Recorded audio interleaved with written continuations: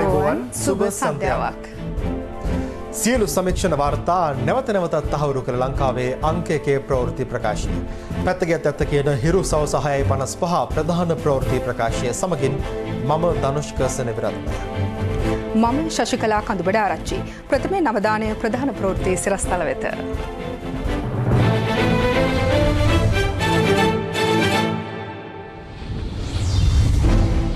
මැතිවරණ පෙත්සම් විභාගයට නොගෙනම ඉවත දමයි. මැතිවරණය පැවැත්වීම සඳහාගත් සියලු පියවරන් නීත්‍යානුකූලයි කියලා පිළි අරගෙන තියෙනවා. ඒවට හේතු කිව්වේ නැහැ. අධිකරණ තීන්දුව අපි පිළිගන්නවා එච්චරයි. ඡන්දය තියන්න ඕන වෙලාවක ඡන්දයකට අපි සූදානම්. මැතිවරණ කොමිසමට අවශ්‍ය පිළිතුරත් ශ්‍රේෂ්ඨ අධිකරණය විසින් ලබා දී තියෙන බව තමයි අපේ හැඟීම. ඡන්ද විමසීමේ දිනය තීරණය කරන හැටි. දාල සාකච්ඡා හෙට දිනේ අනිද්දා දිනේ පැවැත්වීමට අපි අපේක්ෂා කරනවා. විදෙස් රටවල සිට පැමිණෙන පිරිස ගුවන්තොටුපළේදීම PCR පරීක්ෂණයට. කුරුණෑගල පළඟැටියා කෑගල්ලත් ආක්‍රමණය කරයි. දෙවනගල හිමියන්ට ඇඳිරි නීතිය දා පිරිසකගෙන් තර්ජන. ට්‍රම්ප්ට කටවහ ගන්නයි හූස්ටන් පොලිස් ප්‍රධානියා කියයි. පාර්ලිමේන්තුව විසිරුවා හැරීම සහ ජූනි 20 වෙනිදා මහා මැතිවරණයේ පැවැත්වීම සඳහා නිකුත් කළ ගැසට් නිවේදන බල රහිත කරන ලෙස ඉල්ලා ශ්‍රේෂ්ඨ අධිකරණයේ ගොනු කළ මූලික අයිතිවාසිකම් පෙත්සම් විභාගයට නොගෙන ප්‍රතික්ෂේප කිරීමට ශ්‍රේෂ්ඨ අධිකරණය අද තීරණය කළා. අගවිනිසුරයා ප්‍රමුඛ පංච පුද්ගල විනිසුරු මඩුල්ල එම තීන්දුව ලබා දුන්නේ ඒකමතික තීන්දුවක් ලෙසින්.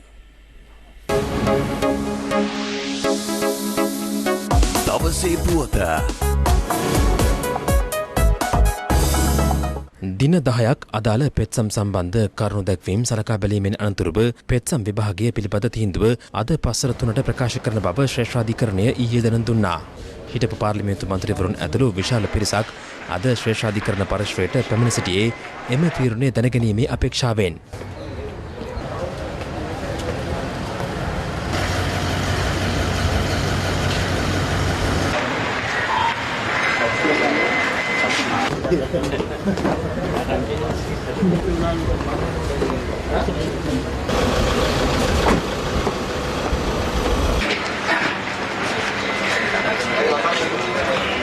ශ්‍රේෂ්ඨාධිකරණය හමුවේ මෙම පෙත්සම් ගොනු කළේ සමගි ජනබලවේගයේ ශ්‍රී ලංකා මුස්ලිම් කොංග්‍රසය විකල්ප ප්‍රතිපත්ති කේන්ද්‍රය සහ මාධ්‍යවේදී වික්ටර් අයිවන් මහතා ඇතුළු පාර්ශවයන් 8ක් විසින් නීතිඥ චරිත ගුණරත්න මහතා විසින් සිය පෙත්සම ඉල්ලාස් කර ගැනීමත් සමග ඉතිරි පෙත්සම් 7ට එරෙහිව පූජ්‍ය මුරුත්තෙට්ටුවේ ආනන්ද හිමි, පූජ්‍ය අතපත්තු කන්දේ ආනන්ද හිමි, ආචාර්ය ගුණදාස අමරසේකර මහතා සහ නීතිඥ ප්‍රේමනාත්සිය දොළවත්ත මහතා ඇතුළු පාර්ශවයන් 15ක් විසින් අතරමැදි පෙත්සම් ඉදිරිපත් කිරීමද විශේෂත්වයක්. පෙත්සම් ඉදිරිපත් කළ පාර්ශවයන් සිය පෙත්සම් මගින් වග උත්තර කරවන ලෙස මැතිවරණ කොමිෂන් සභාවේ සභාපති මහින්ද දේශප්‍රිය මහතා සහ ඒ සමාජිකයන් ජනාධිපති ලේකම් ආචාර්ය පී.පී. ජයසුන්දර, සෞඛ්‍ය සේවා අධ්‍යක්ෂ ජෙනරාල් විශේෂඥ වෛද්‍ය අනිල් ජාසිංහ සහ නීතිපති දප්පුලද ලිවේරාන මහත්වරුන් නම් කර තිබුණා.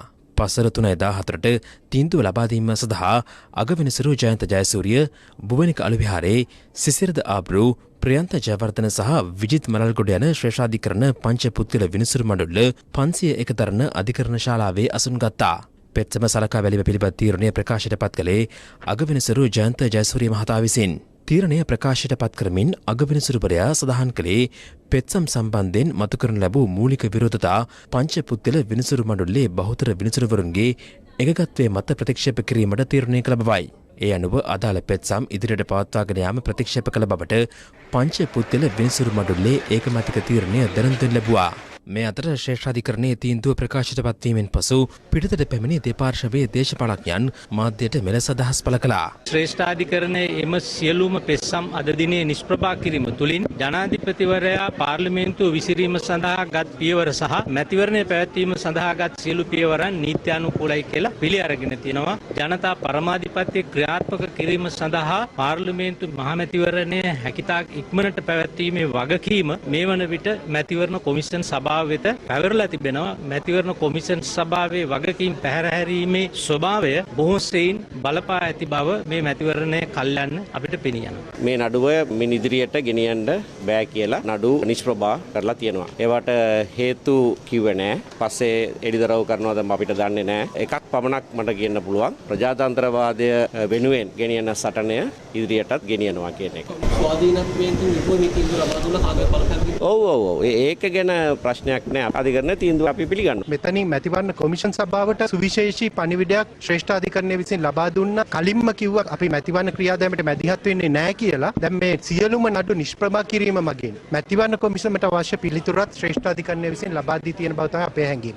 ජූනි 20 වෙනිදා මැතිවරණය පැවැත්වීමෙන් කොරෝනා වෛරස් වසංගත තත්ත්වය නිසා ජනතාවගේ ජීවිතවලට අනතුරුදායක තත්ත්වයක් ඇතිවන නිසා අපි ඉල්ලා සිටියා මේක මාස කිහිපයකින් කල් දාන්න කියලා. මම හිතන්නේ මේ අවස්ථාව අපිට ලැබුණා. ජූනි 20 නෙවෙයි දැන් මේ වසංගත තත්ත්වය මර්ධනය වුණායින් පස්සේ ඡන්දෙ තියන්න ඕන වෙලාවක ඡන්දෙකට අපි සූදානම්. විපක්ෂයේ කාර්යභාරය අතහැරලා ඔවුන් අතර තියෙන ගැටලු සමතයකට පත් කරගන්න බැරි වුණ නිසා මැතිවරණ කල් දාන්න කොරෝනා එක තමයි පාවිච්චි කරලා මේ නඩු වලට ගියේ. ඒ නිසා දැන් මැතිවරණ කොමසාරිස්වරයාට බලය පැවරලා තියෙන මැතිවරණයක් තියන්න පුළුවන් තරම් කඩින් මේ මැතිවරණය තියන්න ඕනේ. ඉතින් අපි බලාපොරොත්තු වෙනවා මේ සම්බන්ධයෙන් නීතියානුකූලව දේශපාලන බලපෑම් වලට යටත් නොවි මැතිවරණ කොමිසමත් ඒ වගේම සෞඛ්‍ය අංශ මේක අගෝස්තු මාසයේ අග වෙන විට හෝ සැප්තැම්බර් මාසයේ රටේ සෞඛ්‍ය තත්ත්වය තහවුරු කරලා ඉන්පසුව ඕන වෙලාවක මැතිවරණයට සූදානම්. මේ රටේ අවුලක් ඇති කිරීමට උත්සාහගත් කණ්ඩායම ප්‍රජාතන්ත්‍රවාදීව ස්වාධීන අධිකරණය විසින් ප්‍රතික්ෂේප කරනු ලැබුවා. දැන් ඉතිරි වෙලා තියෙන්නේ මේ කණ්ඩායම මැතිවරණයකින් ඡන්දෙන් අතුගා දමලා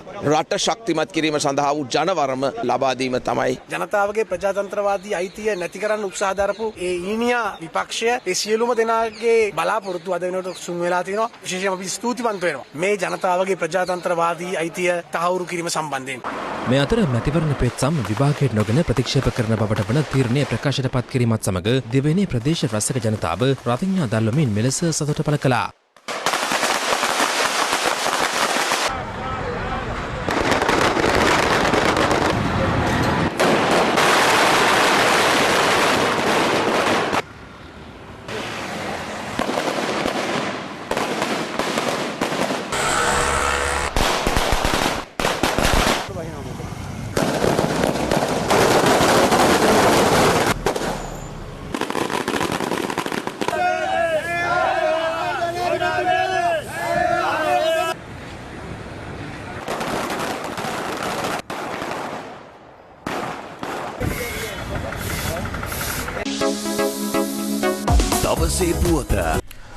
මහමැතිවරණය පවත්වන දිනය තීරණය කිරීම ඇතුළු ඉදිරි කටයුතු පිළිබඳ සාකච්ඡා කිරීම සඳහා මැතිවරණ කොමිෂන් සභාව ඉදිරි දෙදින තුළ රැස්වන බව එහි සභාපති මහින්ද දේශප්‍රිය මහතා පවසනවා. ඔහු සඳහන් කළේ මැතිවරණයට දාළ ඡන්ද පත්‍රිකා මුද්‍රණය මේ වන විටත් ආරම්භ වී ඇති බවයි. අද දින ගරු ශ්‍රේෂ්ඨාධිකරණය විසින් එකී පෙත්සම් විභාගයකට නොගැනීමට තීරණය කිරීම හේතුවෙන් මැතිවරණ කොමිෂන් සභාවට මැතිවරණයට අදාළ ව්‍යවස්ථාපිත කටයුතු සිදු කිරීමට කිසිදු නෛතික බාධාවක් නැහැ. ඒ අනුව මැතිවරණ කොමිෂන් සභාව හැකි වහාම රැස් වී තරඟ කරන පක්ෂ ස්වාධීන කණ්ඩායම් සහ අපේක්ෂකයන්ගේ නම් ඔවුන්ගේ අංක යනාදී ඇතුළත් ගැසට් නිවේදනය ප්‍රසිද්ධ කිරීම, ඡන්ද විමසීමට දිනයක් නියම කිරීම යනාදී කාර්යයන් ඉටු කළ යුතු තිබෙනවා. මේ සම්බන්ධයෙන් අදාළ සාකච්ඡා හෙට දිනේ අනිද්දා දිනේ පැවැත්වීමට අපි අපේක්ෂා කරනවා. ආරුමුගම් තොණ්ඩමන් මහතාගේ අභාවය නිසා නාම යෝජනා පත්‍රයේ ඇතිවන පුරප්පාඩුව පිරවීමට නමක් යෝජනා කර එවන ලෙස එකී පක්ෂයේ ලේකම් සාගර කාර්යෝසම් මහතාට ලිපියක් යැවීමට මැතිවරණ කොමිෂන් සභාව අද තීරණය කරා. මේ අතර ඉදිරි මහමැතිවරණයට අදාළ 1,70 ලක්ෂයකට ආසන්න ඡන්ද පත්‍රිකා මුද්‍රණය කිරීම අද ආරම්භ කළ බව රජයේ මුද්‍රණාලයාධිපතිනි ගංගානි ලියනගේ මහත්මිය ප්‍රකාශ කළා. පාතාල නායකයන් මද්‍රව්‍ය ජාවාරම්කරුවන් බන්ධනාගාරයේ සිට කරන අපරාධ මෙහෙයුම් වහාම නතර කළ යුතු බව ජනාධිපති ගෝඨාභය රාජපක්ෂ මහතා අවධාරණය කරනවා. ජනාධිපතිවරයා මේ බව අවධාරණය කළේ බන්ධනාගාර අභ්‍යන්තර තත්ත්වය විමර්ශනය සඳහා ජනාධිපති කාර්යාලයේ ඊයේ පැවති සාකච්ඡාවට එක්වෙමින්. ජනාධිපති කාර්යාලයේ පැවති මෙම සාකච්ඡාව සඳහා අධිකරණ අමාත්‍ය නිමල් සිරිපාල ද සිල්වා, ආරක්ෂක ලේකම්වරයා, බන්ධනාගාර කොමසාරිස් ජෙනරාල්වරයා සහ ඉහළ පෙළේ ආරක්ෂක අංශ නිලධාරීන් එක්ව සිටියා. ජනතාව අතර තියෙන මතය බොහොම නරකයි. සමහර අය යන මොනවටද මේ ප්‍රෙසන්ස් තියාගෙන ඉන්නේ වහලා දාන්න කියලා. ඒ තරමට නරකයි. ඉතින් මේක හැදෙන්න ඕන. සමාජයේ වැදගත් එක්තරා ආයතනයක්. මොකද වැරදි කරයින් පස්සේ යන්නේ මෙතෙන්. එතෙන්දි මේක හරියට වෙන්නේ නැත්තම් එතන විශාල ප්‍රශ්නයක් තියෙනවා. සමහර වෙලාවට මේකට අත ගහන්න නැතුව ඇති. නමුත් මට ජනතාව දීලා තියෙන බලය තමයි ඒක. මට ඕන ඒක කරන්න. ඉතින් මම මේක අනිවාර්යෙන් කරනවා. ඒක කරලා තමයි මම නවත්තන්නේ. මම මේ ප්‍රශ්න එකේ හැමතෙමත් කියන්න. මට ප්‍රශ්නයක් නෑ. ඒගොල්ලන්ට කියන්න හැදුනේ නැතොත් මම හදනවා. කුඩු ගෙන්නන්නේ ප්‍රශ්න එක ඇතුළේ ඉඳලා. පාතාලෙක් ඔපරේට් කරන්නේ ප්‍රශ්න එක ඇතුළේ ඉඳලා. ඉස්සර ටෙරරිස්ට්ලාත් ඔපරේට් කරේ ප්‍රශ්න එක ඇතුළේ ඉඳලා. ප්‍රශ්න එකේ කරන්න එපයි කියන හැම දෙයක්ම වෙනවා. මම ප්‍රශ්න එකට කියන්නේ මේක හැදෙන්න කියලා. මොකද ජනතාවට අවශ්‍ය ඒක. රටට අවශ්‍ය ඒක. ටෙලිෆෝන්ස් ඇතුළේ තියෙනවා. කුඩු ඇතුළට ගෙනියනවා. වෙපන්ස් ඇතුළට ගෙනියනවා. ඔපරේෂන්ස් කරන්න ඇතුළේ ඉඳලා මේක විහිළුවක් නේ. මේක ජාතික ආරක්ෂාව පිළිබඳව ප්‍රශ්නයක් නේ. අපේ පොලිසිය කඩා වැටිලා නම් ප්‍රිසන්ස් කඩා වැටිලා නම් කොහොමද අපි නීතිය තියෙන රටක් හදන්නේ? බන්ධනාගාර සේවයේ තමන් ඉහළම නිලධාරියෙක් කියලා කියන්නට පුළුවන් වෙන්නේ ගෞරවනීය සේවයක්, ජනතාව බලාපොරොත්තු වෙන සේවය දෙනවා නම් පමණයි. එහෙම කියන්න පුළුවන් තත්යකට අද බන්ධනාගාර සේවය නැහැ. මහින්ද රාජපක්ෂ මහතා වැනි දේශපාලන දැවැන්තයෙකු සමග සජිත් ප්‍රේමදාස මහතා කිසිසේත් සංසන්දනය කළ නොහැකි බව එක්සත් ජාතික පක්ෂයේ ජාතික සංවිධායක හිටපු පාර්ලිමේන්තු මන්ත්‍රී නවීන් දිසානායක මහතා පවසනවා.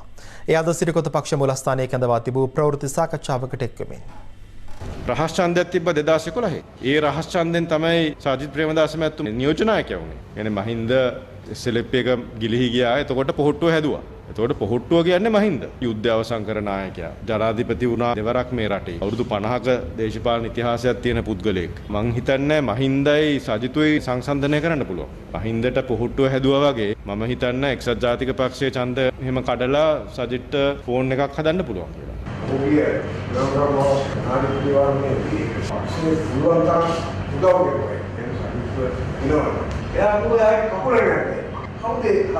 රනිල් වික්‍රමසිංහ මැතිතුමාට බාර දීලා තිබ්බේ විතුරු නැගෙනහිර ඡන්ද ටික එකතු කරන්න. ඒ ඡන්ද වලින් 80%ක්ම සජිත්ට ආවා. හම්බන්තොට දිස්ත්‍රික්කයේ එතුමා දිස්ත්‍රික් නායකයා. නමුත් ඡන්ද ප්‍රමාණය 26%යි. ඉතින් කවුද හම්බන්තොට එහෙනම් කකුලෙන් යද්දේ? කකුලෙන් අදින කතාව ඉතින් ඒක සජිත් ප්‍රේමදාස මහත්තයාගෙන් අහන්න ඕනේ කවුද කොහොමද කකුලෙන් යද්දේ කියලා.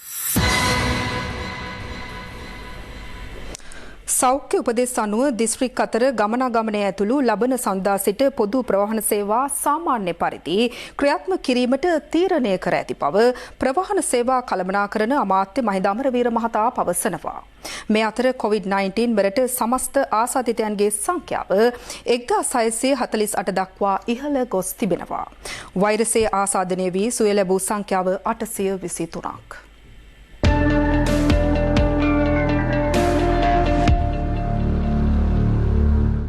ඊයේ වාර්තා වූ ආසාදිතයන් අතුරින් දෙදෙනෙක් නාවික හමුදාවේ වන අතර තවත් දෙදෙනෙක් COVID-19 ආසාදිත යුද හමුදා සමාජිකයෙකුගේ ආශ්‍රිතයන්.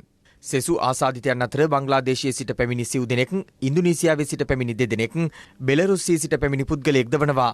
මේ අතර හිරු ටීවී පත්තරේ විස්තරයේ සමග එක් වූ සෞඛ්‍ය සේවා අධ්‍යක්ෂ ජනරාල් විශේෂඥ වෛද්‍ය අනිල් ජාසිංහ මහතා පැවසුවේ නාවික හමුදා පොකුර මේ වන විට අක්‍රිය වෙමින් පවතින බවයි.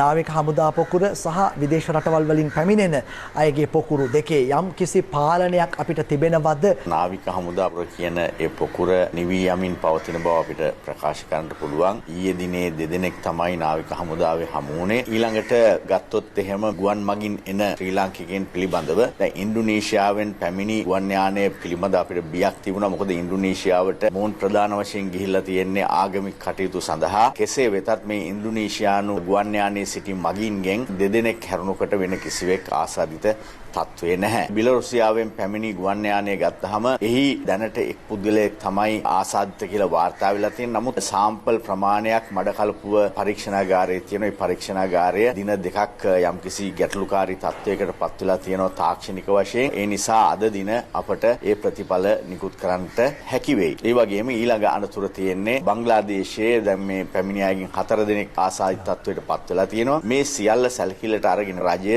තීරණයක් ගනු ලැබුවා මේ ගුවන් මගින් රැගෙන එන සංඛ්‍යාව පරතරය වැඩි කිරීම. දැන් අද දින සිංගප්පූරු ගුවන් යානයක් පැමිණෙනවා. ඉන් අනතුරුව 6 වෙනිදා එක්සත් රාජධානියේ ගුවන් යානයක් තමයි පැමිණෙන්නේ. ඒ නිසා අර විදේශයෙන් ඇතිවන තර්ජනය යම්කිසි ආකාරයකට පාලනය කර ගැනීමේ හැකියාවක් ලැබෙනවා. ඒ අනුව කටුනායක බණ්ඩාරනායක ජාත්‍යන්තර ගුවන්තොටුපළේදී PCR පරීක්ෂණ සඳහා සාම්පල ලබා ගැනීම මේ වන විට සිදු කෙරෙනවා.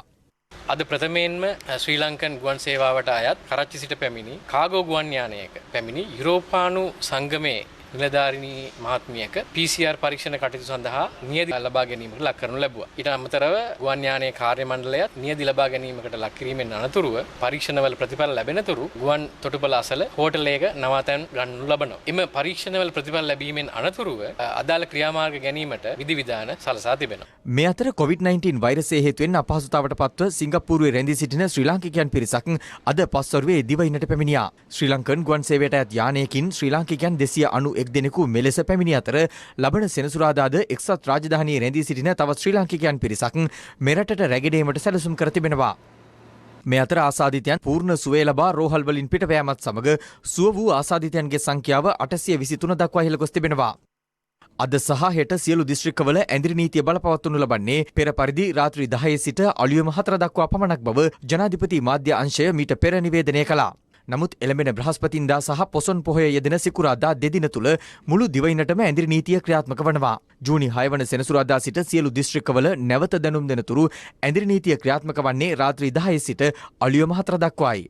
මේ අතර ඉදිරි දින කිහිපය තුළ COVID-19 තත්ත්වය සහ මහජන හැසිරීම් සැලකිල්ලටගෙන ලබන සඳුදා සිට දුම්රිය බස් ඇතුළු සියලු පොදු ප්‍රවාහන සේවා සාමාන්‍ය අන්දමින් පවත්වාගෙන යාමට ප්‍රවාහන අමාත්‍යාංශය තීරණය කර තිබෙනවා. අපි බලාපොරොත්තු වෙනවා සඳුදා සිට සාමාන්‍ය පරිදි බස් රටත් දුම්රියත් ගමනාගමනයට එක් කරා. ප්‍රවාහනයේ යථා තත්ත්වයට පත් කිරීමත් එක්ක අපිට ගැටලු රාශියකට මුහුණ දෙන්න සිද්ධ වෙන බවත් ඔබට සඳහන් කරන්නට කැමතියි. අපි ඉන්නවා එක ස්ථාවරයක ආසන සංඛ්‍යාවට පමණයි බස් රථ බලත් දුම්රියත් ගමනාගමනයට අවසර ලබා දෙන්නේ. සංචාරකයන් ප්‍රවාහනය කරන්න තියෙන බස් රථ අපි ලියාපදිංචි කරගෙන ඒ අය පොදු ප්‍රවාහනයට එකතු කරගන්න තාවකාලික වැඩපිළිවෙලක් විදියට ඉතා කඩිනමින් ඒ අයට මේ මගින් ප්‍රවාහනය සඳහා අවසර ලබා දෙන්න. ඊට අතිරේකව පාසල් බස් රථ අද ධාවනය වෙන්නේ නැහැ. ඒ පාසල් බස් රථ අපි ලියාපදිංචි කරගෙන ඒවා ගමනාගමන ප්‍රමිතීන්ට සුසු නම් ඒ අයට අපි අවස්ථාව ලබා දෙන්නත් බලාපොරොත්තු වෙනවා. අපි හෙට ඉඳලම මේ බස් රථ දෙවර්ගයම ලියාපදිංචි කිරීමේ කටයුතු සිදු කරනවා. විනෝද ගමන් වන්දනා ගමන් සඳහා යොදා ගන්න බස් රථ ප්‍රමාණයක් තිබුණා. ඒවා මගී ප්‍රවාහනයට වෙනම යොදවගත්තේ නැහැ. ඒ අයත් අපි ලියාපදිංචි කරලා ඒ අයටත් අවසර ලබා දෙනවා මේ ප්‍රවාහන ශේෂ්ත්‍රයට එකතු වෙන්න. තවමත් මේ අවදානම සම්පූර්ණ පහව ගිහිල්ලා නැහැ. අත්‍යවශ්‍ය කටයුතු වලට පමණක් Tamanගේ ගමනාගමන කටයුතු වල මේ බස් රථ යොදව ගන්න, දුම්රිය යොදව ගන්න කියන ඉල්ලීම මේ අවස්ථාවේ කරනවා.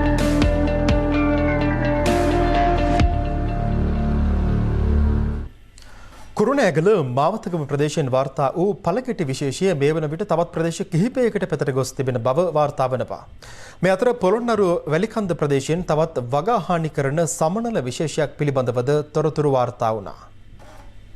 මාවතගම ප්‍රදේශයේ වගා බිම්වලට හානි කරන පළඟැටි විශේෂයක් පිළිබඳ පසුගියදා අප හිරු ප්‍රවෘත්ති ඔස්සේ අනාවරණ කළා. ඒ අප්‍රිකානු රටවල සහ උතුරු ඉන්දියාවේ ප්‍රාන්ත කිහිපයකම කාන්තාර පළඟැටි විශේෂයක් ව්‍යාප්ත වෙමින් තිබූ පසුබිමකයි. නමුත් එම පළඟැටි විශේෂය මෙරට සත්ව විශේෂයක ව්‍යාප්තියක් බවයි කෘෂි නිලධාරීන් සඳහන් කළේ. කෙසේ වෙතත් අද වන විට මාවනැල්ල අත්නගොඩ ප්‍රදේශයේ පුරාද මෙම පළඟැටි උවදුර පැතිර ගොස් තිබෙන බව වාර්තා වුණා. මේ එම ප්‍රදේශයේද බොහෝ රැසක් පළඟැටි ආක්‍රමණයට ලක්ව තිබූ ආකාරයයි.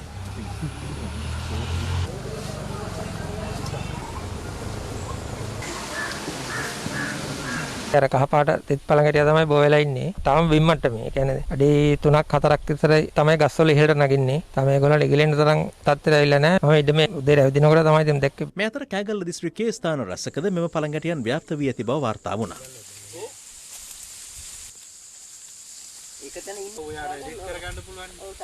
කෑගල්ල දිස්ත්‍රික්කයේ කහතිත් පළඟැටියා කියන පළඟැටි විශේෂය දැනට අඹේපුස්ස කෘෂිකර්ම උපදේශක කොට්ටාසයේ ස්ථාන 3කින් වාර්තා වෙලා තියෙනවා. බැමිණේවත්ත කෘෂිකර්ම උපදේශක කොට්ටාසයේ ස්ථාන 2කින් වාර්තා වෙලා තියෙනවා. දැලිවල කෘෂිකර්ම උපදේශක කොට්ටාසයේ වල්ගම කියන ප්‍රදේශයෙන් වාර්තා වෙලා තියෙනවා. දැනට විශේෂයෙන්ම වාර්තා වෙලා තියෙන රබර් සහ පොල් වගාවන් ආශ්‍රිතව තමයි. කෙසේ වෙතත් අප කළ විමසීමකදී කෘෂිකර්ම අධ්‍යක්ෂ ජනරාල් ආචාර්ය WMW වීරකොන් මහතා සඳහන් කළේ පළඟැටි පළඟැටියන්ගේ ගහනේ වැඩිවීම පාලනය කිරීමට පියවර ගනිමින් සිටින බවයි. ඒ අනුව මාවතගම සහ මාවනැල්ල ප්‍රදේශවල සිටින ගොවි ජනතාවට අවශ්‍ය උපදෙස් මේ වන විටත් ලබා දීමට කටයුතු කර ඇතැයි ඔහු සඳහන් කළා. මේ අතර පොළොන්නරුව වැලිකන්ද නෙළුම්වැව ගම්මානයටද අද උදෑසන විශේෂ සමළුරුන් වර්ගයක් පැමිණ ඇත්තේ මෙලෙසින්. මෙම සමනලයන්ද ප්‍රදේශයේ එළබුළු සහ භෝග වගාවන්ට හානියක් කිරීමේ අවධානමක් තිබෙන බවයි ප්‍රදේශවාසීන් පවසන්නේ.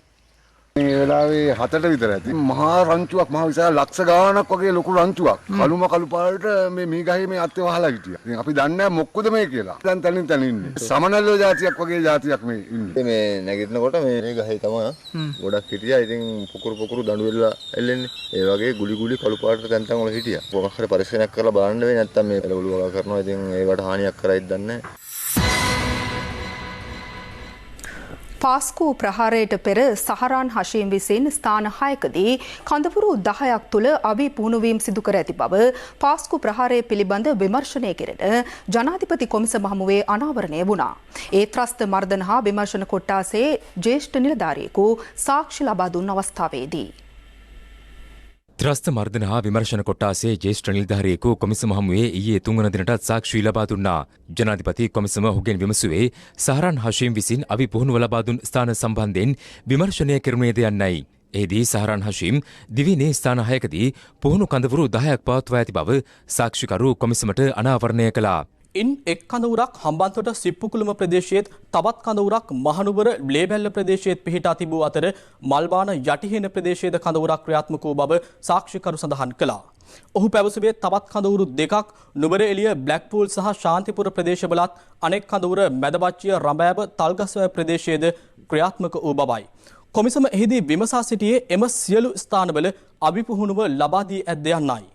මල්බාන යටිහෙන කඳවුර හැර සෙසු සියලු කඳවුරුවල T56 වගේම පිස්තෝල අභිපුහුණුව ලබා දී ඇති බවට සාක්ෂිකරු කොමිසම හමුවේ ප්‍රකාශ කළා.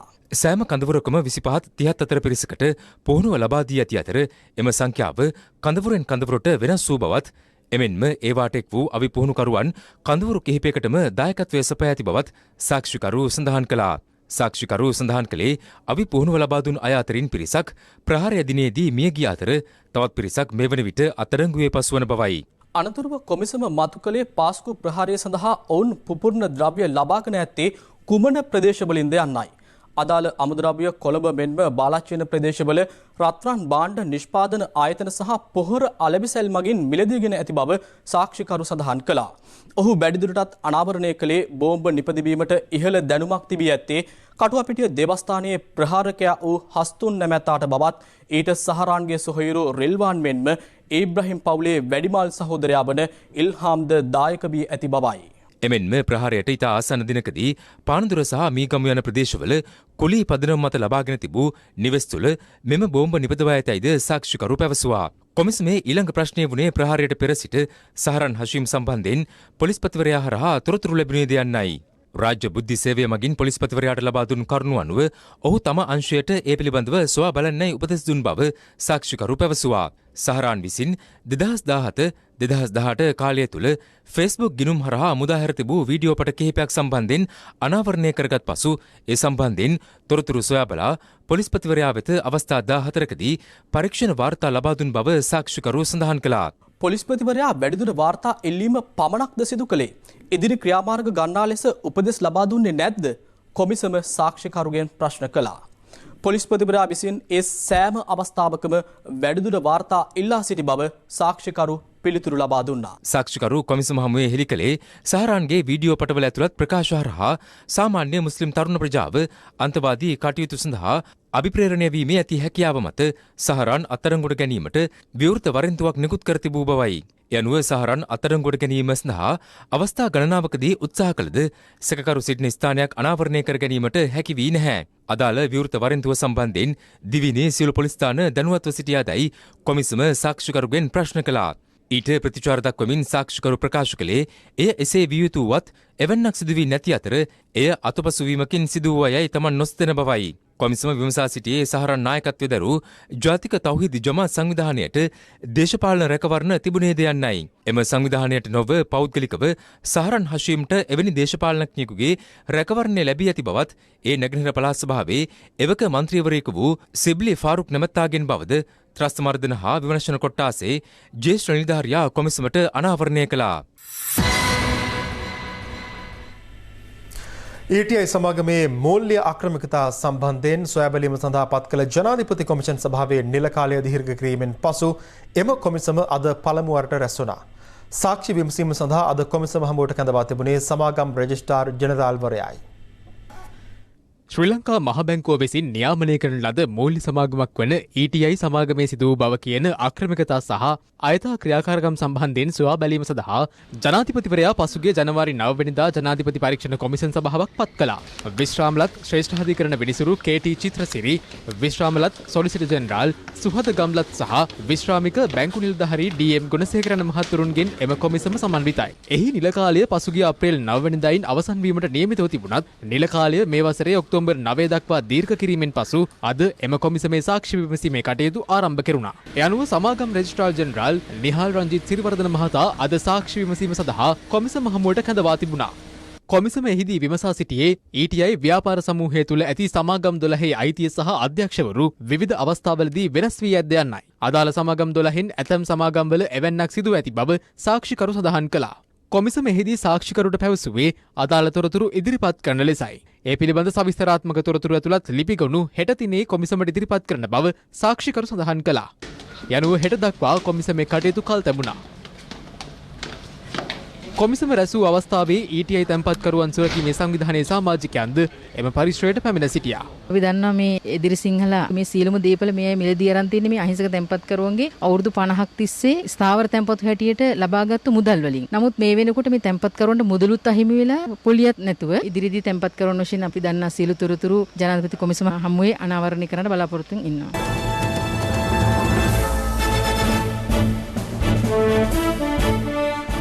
කොටි ත්‍රස්තවාදීන් අම්පාර අරන්තලාවේ භික්ෂුන් වහන්සේ 31 නමක් ඝාතනය කර අදට වසර 33ක්.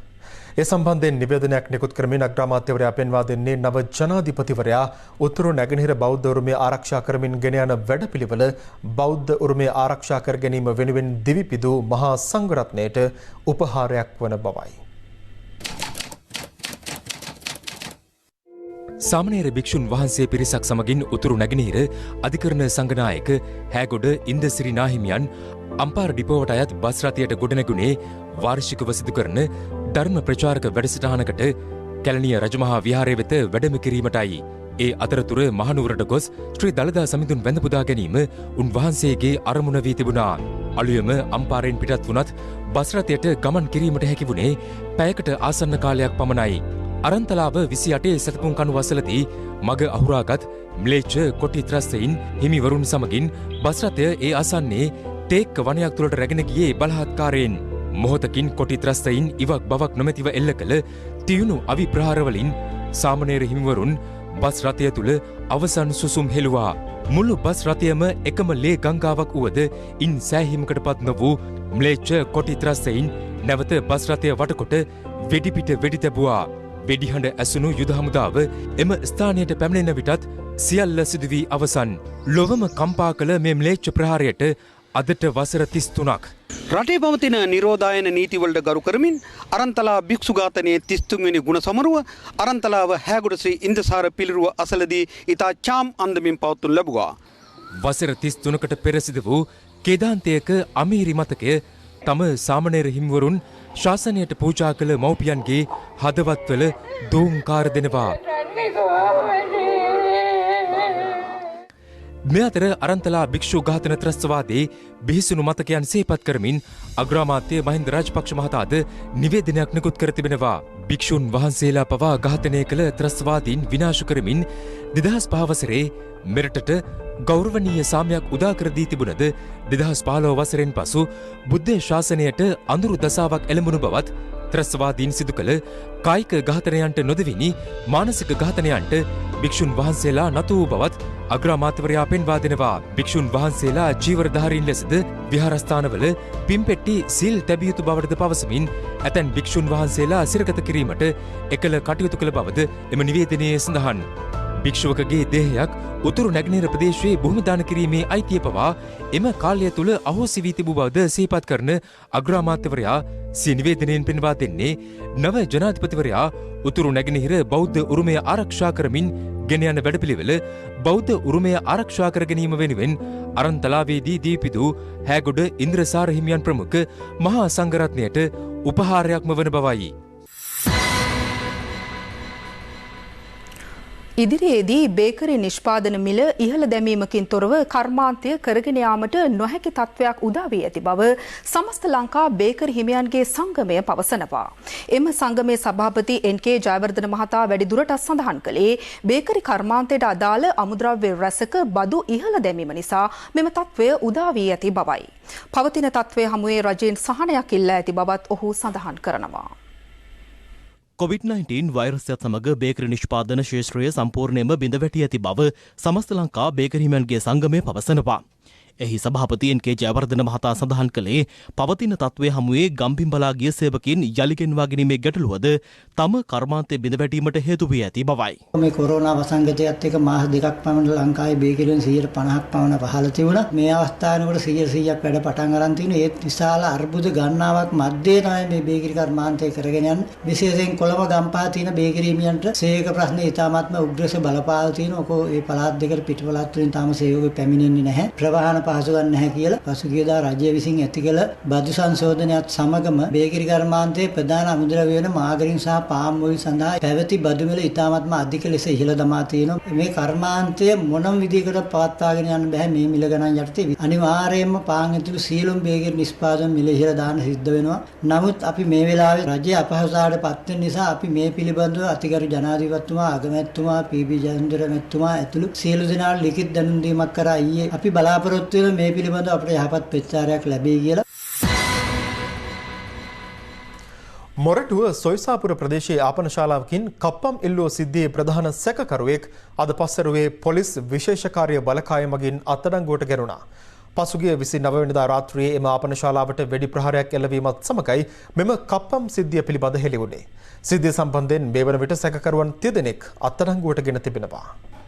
මොරටුව සොයිසාපුර ප්‍රදේශයේ පිහිටි මෙම ආපන ශාලාවේ හිමිකරුගෙන් අවස්ථා 3කදී ලක්ෂ 5 බැගින් කප්පමිල්ලු විජේසිංහ ඩිලාන් කුමාර සිබේරා නැමැති 37 වැනි සැකකරු අද අත්අඩංගුවට ගැනුණා. රත්මලාන ශ්‍රී ඥානේන්ද්‍ර මාවතේ පිහිටි නිවසක රැඳී සිටි සැකකරු අත්අඩංගුවට ගත්තේ පොලිස් විශේෂ කාර්ය බලකාය අද පස්වරුවේ සිදු කළ මෙහෙයුමකදී. අදාළ නිවසේ තිබී කඩුවක්ද සොයාගෙන තිබෙනවා. සැකකරු මීට පෙර මොරටුව සොයිසාපුර ප්‍රදේශයේ පිහිටි මෙම ආපන ශාලාවේද සේවය කළ පුද්ගලයෙකු බව විමර්ශනවලදී අනාවරණ වී තිබෙනවා. පසුව ඔහු ආපන ශාලා හිමිකරුගෙන් කප්පම් ඉල්ලා ඇති අතර ආපන ශාලා හිමිකරු එය ප්‍රතික්ෂේප කිරීමත් සමග පසුගිය මාස 19 වනදා අදාළ ආපන ශාලාවට මැර ප්‍රහාරයක් එල්ල වුණා. ඒ සම්බන්ධයෙන් ආපන ශාලා හිමිකරු විසින් ගල්කිස්ස පොලිසියට පැමිණිල්ලක්ද ඉදිරිපත් කර ඇත්තේ තර්ජනය කළ බවට පැවසෙන විජේසිංහ ඩිලාන් කුමාර සිබේරා නැමැති සැකකරුට එරෙහිවයි. නමුත් මේ වනතෙක් ගල්කිස්ස පොලිසිය විසින් අදාළ සැකකරුගෙන් එම පැමිණිල්ල පිළිබඳ ප්‍රකාශයක් හෝ සටහන් කරගෙන නොමැති බවට විමර්ශනවලදී අනාවරණ වී තිබීමද විශේෂත්වයක්. මොරටුව සොයිසාපුර ප්‍රදේශයේ පිහිටි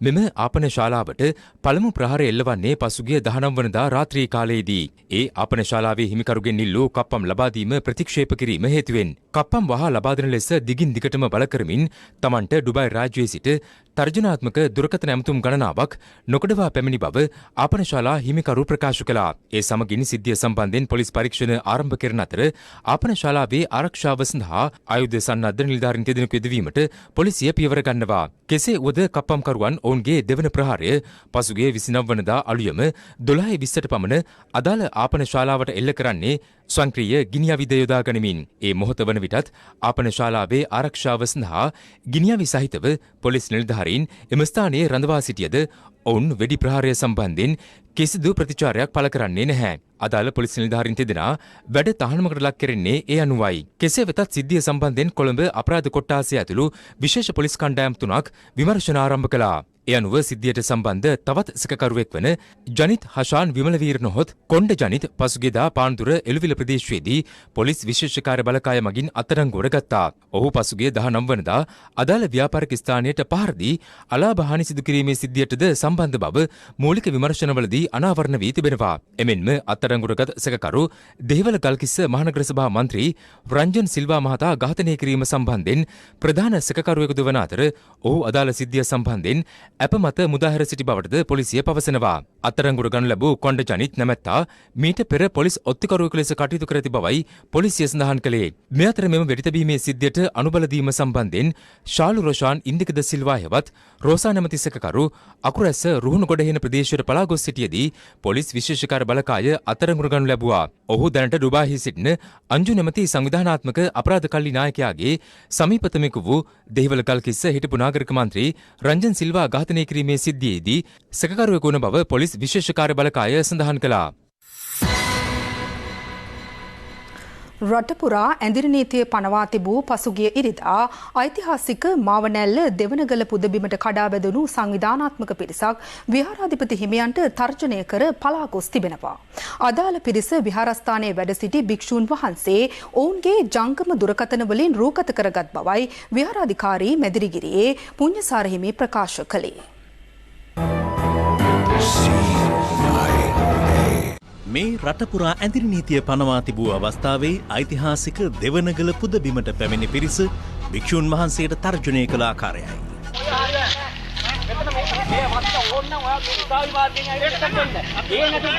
අදාළ පිරිස විහාරස්ථාන භූමියටම පැමිණ තර්ජනය කළ අවස්ථාවේ මාවනැල්ලේ පොලිසියද මෙම ස්ථානයට පැමිණ තිබුණා. පසුව ජංගම දුරකථන මගින් එම අවස්ථාවේ විහාරස්ථානයේ සිටි ස්වාමින් වහන්සේ රෝගත කළ ඔවුන්ගේ පොලිසිය මැදිහත් වීමෙන් අනතුරුවයි.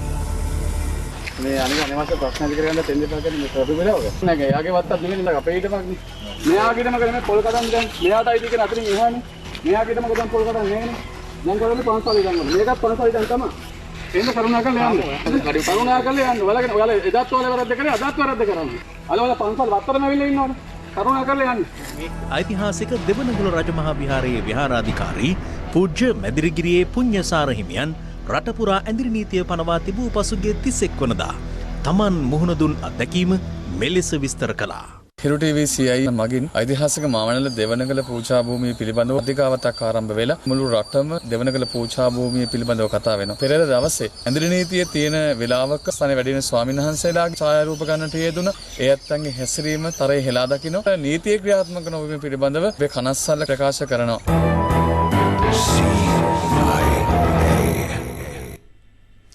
දැන් තවත් දේශීය පුවත් කිහිපයක් සමගින් රටවටා හිරෝ. රටවටා හිරෝ. හිටපු පාර්ලිමේන්තු මන්ත්‍රී පාටලී චම්පික රණවක සම්බන්ධ රාජගිරියේ සිදු රිය අනතුරේ ව්‍යාජ සාක්ෂි නිර්මාණය කළ බවට චෝදනා එල්ල වූ වැලිකඩ හිටපු පොලිස් ස්ථානාධිපති සහකාර පොලිස් අධිකාරී සුදත් අස්මඩල අත්අඩංගුවට ගැනීමට වරෙන්තුවක් නිකුත් කිරීම ගැන තීන්දුව හෙට ලබා දීමට කොළඹ අතිරේක මහේස්ත්‍රාත් කාංචනා නිරංජනාද සිල්වා අද තීරණය කළා. ඒ කොළඹ අපරාධ කොට්ටාශය සහ නීතිපති දෙපාර්තමේන්තුව කොළඹ මහේස්ත්‍රාත් අධිකරණයෙන් අද සිදු කළ ඉල්ලීමකට අනුවයි. මාලිගාවත්ත ලක්ෂිත නිවාස සංකීර්ණයේ සිදු වෙඩිතැබීමට සම්බන්ධ ප්‍රධාන සැකකරු කොටහෙන සුපිරි වෙළඳසැලක් අසලදී රිවෝල්වරයක් සමගින් ඊයේ රාත්‍රියේ අත්අඩංගුවට ගත් අතර එම සැකකරු අද කොළඹ ප්‍රධාන මහේස්ත්‍රාත් අධිකරණයේ වෙත ඉදිරිපත් කිරීමෙන් අනතුරුව දින 7ක් රඳවා තබාගෙන ප්‍රශ්න කිරීමට අවසර ලබා දුන්නා. හෙරොයින් ග්‍රෑම් 2 මිලිග්‍රෑම් 700ක් සමග අත්අඩංගුවටගෙන රක්ෂිත මන්දනාගාරගත කර සිටි ක්‍රිකට් ක්‍රීඩක ශිහාන් මදුශංක ලබන නවෙම්බර් දක්වා තවදුරටත් රක්ෂිත බන්ධනාගාරගත කිරීමට කුලියාපිටිය මහේස්ත්‍රාත් අධිකරණය අද නියෝග කළා. තිස්සමහාරාම ලුණුගම්මෙහෙර ප්‍රදේශවල සිට කතරගම පොළට බඩු බහරාදිය රැගෙන ලොරත සියල්ල ගම්මුදා මාර්ගබාධකයේ අසලින් අපසු හරවා යැවීමට කතරගම පොලිසිය අද කටයුතු කළා. ඒ කතරගම ප්‍රාදේශීය සභා සභාපතිවරයා පිටස්තර කිසිම වෙළෙන්දෙකුට කතරගමට ඇතුළු වීමට ඉඩ ලබා නොදෙන ලෙසට පොලිසියට කර තිබූ දැනුම් දීමකට අනුවයි. මාර්ගයක් ඉදිකිරීමේදී කොමිස් ලබාගත් බවට මතුගම ප්‍රාදේශීය සභා රැස්වීමේදී පොදුජන පෙරමුණ නියෝජනය කරන හිමිනමක් චෝදනා කිරීම සමග එක්සත් ජාතික පක්ෂ මන්ත්‍රීවරයෙක් අතර උණුසුම් තත්ත්වයක් ඇතිවුණා.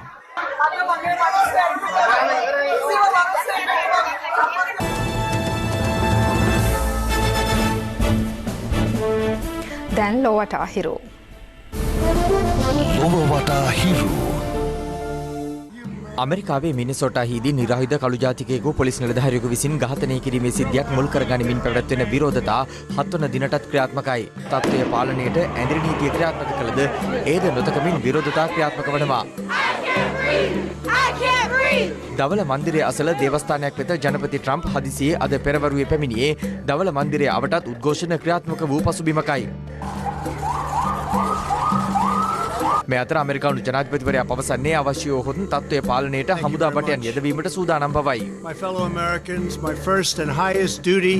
ඇමරිකාවේ ආරක්ෂාව තහවුරු කිරීමට සහ කැරලි කෝලහල නැවැත්වීමට මෙන්ම නීතිකරුක ඇමරිකානුවන්ගේ අයිතිවාසිකම් ආරක්ෂා කිරීමට සියලු සිවිල් සහ මිලිටරි බලමුණු ශක්තිමත් කරනවා. මම සෑම ආණ්ඩුකාරවරයෙකුටම තරයේ නිර්දේශ කළේ ජාතික ආරක්ෂක බලකාය ප්‍රමාණවත් ලෙස යෙදවීමටයි. රට විනාශ කිරීමට අරාජකවාදීන්ට ඉඩ තබන්නේ නැහැ. I take these actions today with firm resolve and with a true and passionate love for our country.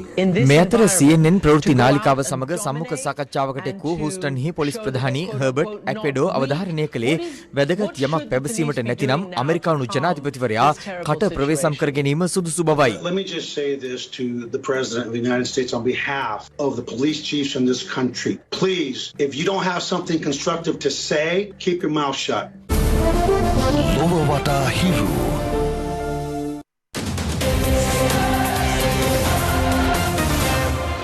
COVID-19 වසංගත තත්ත්වයේ හේතුවෙන් මාස 3කට ආසන්න කාලයක් අගුළු වැටී තිබූ ශ්‍රී ලංකා ක්‍රිකට් කණ්ඩායමේ පුහුණුවීම් ඊයේ සිට යලි ආරම්භ වුණා.